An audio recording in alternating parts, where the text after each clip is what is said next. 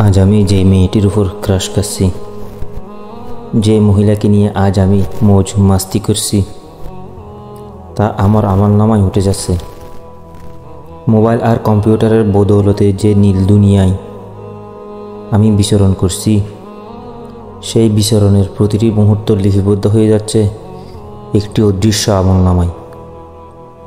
ইসলামিয়া চক্ষু হাসপাতালের অত্যাধুনিক যন্ত্রে হয়তো এই রোগ আর এই হিসেব ধরা পড়বে না, কিন্তু পুনরুত্থান দিবসে আমার সামনে আমার সকল কৃতকর্মকে উপস্থাপন করা হবে। ব্রাউজার হিস্ট্রি থেকে এক ক্লিকে মুছে দেওয়া নিষিদ্ধ সাইটের বিচরণ থেকে শুরু করে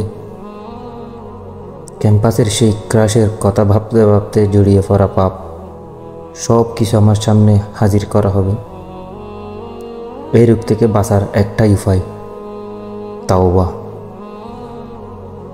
করজোড়ে আল্লাহর কাছে ক্ষমা প্রার্থনা করা, এরকম পাপে আর না জড়ানোর দৃঢ় শপথ করা, সর্বোপরি ফরজ সালাত এবং তাহাজ্জুদের সালাতে আল্লাহর কাছে অশ্রু বিসর্জনের মাধ্যমে হিদায়াত চাওয়া। যে মহান রব আমাকে চোখের মতন নিয়ামত দ্বারা ধন্য করেছেন, তার দরবারে অকুল ফরিয়াদে নত হওয়া।